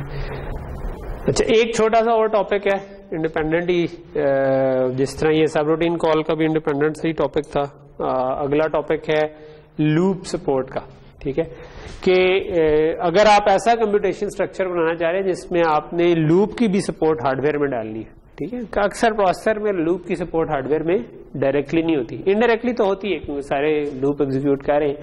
तो क्योंकि हमने ब्रांच भी डाल दिया है और ऑब्वियसली जंप एंड ब्रांच डाल दिए, तो loop basically jump and branch से ही हो जाता है कि लूप जो है ना वो एक इफ एल्स का ही खास तरीका है जिसमें आप साथ काउंट करते रहते हैं ना, कि आपको जस्ट वापस ब्रांच करने की सपोर्ट होनी चाहिए, ठीक है। तो वो तो हमने जो जंप डाली है उसमें अगर हम नेगेटिव नंबर दे दें तो आप वापस चले जाएंगे, ठीक है। तो आप प्रोग्राम काउंटर के साथ जो भी चल रहा था उसमें अगर नेगेटिव वैल्यू ऐड करेंगे तो पीछे चले जाएंगे। तो अगर वो आपके पास सपोर्ट है तो आप हमेशा लूप कर सकते हैं, क्योंकि लूप क्या होता है, लूप कुछ इसी किस्म की चीज होती है ना, and I is equal to something, I की कोई कंडीशन, आई को कोई प्लस या माइनस करे, यही करता है ना। ये पहली दफा होता है, ये हर इटरेशन के एंड में होता है, और ये आप प्लस प्लस करते जा रहे थे, ठीक है। ये कंडीशन चाहिए, तो ये कंडीशन के ऊपर अगर आप ब्रांच लगा दें, ये लूप से पहले काम कर लें और ये लूप के एंड पे आप रख दें, तो आप हमेशा सिंपली यहां से आपने चेक करना है कि वो वाली कंडीशन मीट हुई है, अगर तो वापस नहीं हुई तो ऊपर चले जाओ, नहीं तो आगे चले जाओ। तो ये kind of loop is already supported, जो कि हम अगर जंप और ब्रांच कर रहे हो। लेकिन आप इसको थोड़ा सा फास्ट कर सकते हैं, ठीक है, कि आप ये कर सकते हो कि लूप को थोड़ा, कि लूप की जो ये वाली कंप्यूटेशंस हैं, क्योंकि अगर मैंने हार्डवेयर में और कुछ ना किया तो ये मुझे एडिशन करनी पड़ेगी ना, आई प्लस प्लस या आई माइनस माइनस या I is equal to I plus, जितना भी होगा। तो क्या मैं वो वाली चीज किसी तरह हार्डवेयर में कर सकता हूं? तो ऑब्वियसली मैं हार्डवेयर में उसका कोई स्ट्रक्चर, अगर हम खुद हार्डवेयर डिजाइनर सिस्टम डिजाइन पढ़े हैं तो सिस्टम डिजाइनर तो कर सकते हैं, क्योंकि वो अपना हार्डवेयर बना रहे हैं तो मर्जी है, ठीक है। तो यही तो मजे होते हैं अपना हार्डवेयर बनाने के, कि आपने जो चीज ऐड करनी है वो डाल दें उसमें। तो नॉर्मल स्ट्रक्चर क्या होता है कि लूप का एक स्टार्ट एड्रेस होता है, लूप की बॉडी होती है, लूप का एक एंड एड्रेस होता है, और फिर आपका एक काउंट होता है कि यार इंस्ट्रक्शन नंबर 81 से लेकर 100 तक जो है ना ये 20 दफा चला दो, ठीक है। तो दो चीजें होती हैं, एक चलाना कितनी दफा है, एक ये कि एंड एड्रेस कहाँ है, कि किस इंस्ट्रक्शन तक जाना है, ठीक है। तो ये दो चीजें आपको पता हो तो आप फिर उसकी बेस पर लॉजिक बना सकते हैं, ठीक है। और वो लॉजिक आप कह सकते हैं कि यार एक जो है ना मेरा लूप का स्टार्ट एड्रेस जो था, वो जो भी प्रोग्राम, जब भी लूप की इंस्ट्रक्शन आई तो मैंने सेव कर लिया जो भी प्रोग्राम काउंटर आ रहा था, ठीक है। और एंड एड्रेस जो था वो लूप की इंस्ट्रक्शन के अंदर मैंने लूप का एंड एड्रेस भी बता दिया और ये भी बता दिया कि कितनी दफा लूप ने चलना है। तो लूप की आपने अब अलग से असेंबली में इंस्ट्रक्शन डाल दी, तो आपके पास उसका एंड एड्रेस भी आ गया और आपने उसका लूप काउंट, जब लूप की इंस्ट्रक्शन जैसे ही आए आपने उसको लोड कर दिया कि चलना कितनी दफा है, ठीक है। उसके बाद आप चलते गए, नॉर्मल प्रोग्राम काउंटर चलता रहा। जब भी प्रोग्राम काउंटर मैच किया लूप एंड से, तो इसका मतलब है कि एक आइट्रेशन खत्म हो गई। एक आइट्रेशन खत्म हो गई है तो इसका मतलब है इस काउंटर को एक दफा डिक्रीमेंट किया जा सकता है। आपने कहा हुआ था 20 दफा चलना है, तो ये अब 20 के बजाय 19 दफा चलना है, ठीक है। सो जब भी आपका ये मैच हो गया तो आप इसको डिक्रीमेंट कर देंगे, ठीक है, क्योंकि इसमें बाय डिफॉल्ट डिक्रीमेंटेड वैल्यू आ रही है, ठीक है। और जो आपका जब आपके पास ये हुआ कि ये वाला काउंटर 0 हो गया, तब आप चाहेंगे कि लूप खत्म हो गया। तो ये नॉर हमने लास्ट क्लास में आपको याद होगा कि हमने क्या किया था, मैंने कहा था किसी रजिस्टर को चेक करना हो कि वो 0 है या नहीं, तो आप उसकी सारी बिट्स को आपस में नॉर कर। और जो होता है वो ये करता है कि वो 0 सिर्फ तब भी होता है जब सारे 0s हो। अगर उसका नॉट कर देंगे तो 1 सिर्फ तब भी होगा जब सारे 0s हो। ठीक है, तो 0 चेक करने के लिए आप कह सकते हो कि नॉर किया, तो ये जैसे ही नॉर आया इसका मतलब है कि आपके पास और ये 0 आ गया था और साथ ही आपका प्रोग्राम काउंटर भी आखिरी पे पहुंच गया। इसका मतलब है कि आप अगली इंस्ट्रक्शन पर जा सकते हैं। ठीक है, सो यहां तक चीज क्लियर हो रही है कि आपके पास अगर जब आपकी लूप खत्म होगा और अभी नॉर 0 नहीं आया तो तब इसका मतलब है कि आपने जंप करके वापस जाना है, और जब आपके पास नॉर 0 आ गया, नॉर भी 0 आ गया और लूप खत्म हो रहा है, इसका मतलब है कि अब आप सीधा आगे चले जाए। ठीक है, तो ये आपका ये जंप बैक करने वाली लॉजिक बना देगा, ये आपका कंटिन्यू करने वाली लॉजिक। तो लूप को आप इस तरीके से इंप्लीमेंट कर सकते हैं कि आप सिंपल सा एक हार्डवेयर में कुछ रजिस्टर्स डालें जिसके अंदर आप कितनी दफा रिपीट करना है और क्या स्टार्टिंग एड्रेस है। ऑब्वियसली इसके साथ भी वही मसला है जो कि सब रूटीन के साथ था। व्हाट अबाउट के लूप के अंदर लूप आ जाए। ठीक है, तो तब हमें मसला होता है कि हम नेस्टेड लूप लगाना चाह रहे हैं। ठीक है, जिस तरह नेस्टेड सब रूटीन थी। ऑब्वियसली आप हार्डवेयर में एक लेवल तक की नेस्टिंग की सपोर्ट डाल सकते हैं, लेकिन लेट्स से कि आप इमेज प्रोसेसिंग कर रहे हैं तो इमेज प्रोसेसिंग में अक्सर डबल फॉर लूप और उसके अंदर भी डबल फॉर लूप, तो 4 तक के तो आपको चाहिए होते हैं। ठीक है, कॉन्वोल्यूशन करनी है तो आप रोज और कॉलम्स पे चल रहे हैं और उसके अंदर, तो अगर आप वो भी फास्ट कर लें तो काफी बात है। तो उसको फास्ट करने के लिए फिर आप क्या कर सकते हैं कि ये अब वो सेम लॉजिक है। ठीक है, ये वही वाले नॉर गेट लगे हुए हैं, वही वाला डाउन काउंटर लगा है, कंपैरेटर लगा हुआ है, बट अब आपने क्या कर लिया है कि आपने बजाय उन 3 रजिस्टर के लगाने के आपने इस जगह पर 3 स्टैक्स लगा दिए। क्योंकि लूप्स का भी स्ट्रक्चर इसी तरह होता है कि आप अगर बोर्ड पे मैं आ जाता हूं कि अगर आपके पास फॉर इंट रो लेट्स से बाहर वाला, हाँ चलो, row is equal to r is equal to 0, r less than 100, r plus plus अगर मैं कह रहा हूं, और उसके अंदर मैं कहता हूं for C is equal to 0, C less than 100, C plus plus, और इसके अंदर मैं कोई काम करता हूं तो क्या होता है, आर 0 है, रो नंबर 0 चल रही है, तो अब इस एक रो के लिए पूरे कॉलम चलेंगे। जो अंदर वाला लूप है जब आप उसके अंदर एंटर होगे तो असल में वो काउंट हो रहा होता है, बाहर वाला काउंट नहीं हो रहा होता।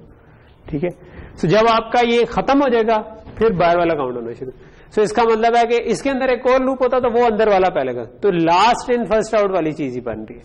तो अब आपको यहां पर वही वाली सपोर्ट फिर चाहिए कि आपने लास्ट इन फर्स्ट आउट वाली सपोर्ट डाल दी कि जिस वक्त मैं एक लूप से अगली लूप इंस्ट्रक्शन में गया तो मैंने नेक्स्ट वाली लूप को एग्जीक्यूट करना शुरू कर दिया, उसका स्टार्ट एड्रेस, उसके काउंट स्टोर कर दिए। ठीक है, और फिर उसके बाद उससे आगे और उसके बाद। ठीक है, जब लूप खत्म होगा, इनर मोस्ट लूप खत्म होगा तो ऑब्वियसली जो पिछले लूप की वैल्यूज हैं वो इधर आ जाएंगी और फिर उसके बाद उससे पिछली वाली वैल्यूज आ जाएंगी। ठीक है, लेकिन इसके अंदर आई थिंक आपको ये सपोर्ट भी रखनी पड़ेगी कि रो 0 के लिए जब आपने पूरा किया, फिर रो 1 हुई, फिर रो 2 हुई, तो जो आपके पास आप काउंट मेंटेन कर रहे थे, तो काउंट तो एक्चुअली आपने अगर 100 दफा इसको चलाना था तो 100 था, फिर 99 हुआ, तो आपको वो 99 को इधर सेव रखना है। ठीक है, तो ये जो डाउन काउंटर की वैल्यू है it should be saved in the stack, तो ये आपको थोड़ा सा इसके अंदर स्टोर। ओके, सो ये हमारे kind of micro programmed state machine वाले टॉपिक खत्म हो गया। आई थिंक हम आज यहाँ पर रुकते हैं, यहाँ पर हमारे मेजर टॉपिक्स जो है ना वो खत्म हो गए हुए। आई थिंक अबाउट इट कि आगे हमने क्या कवर करना है। ठीक है।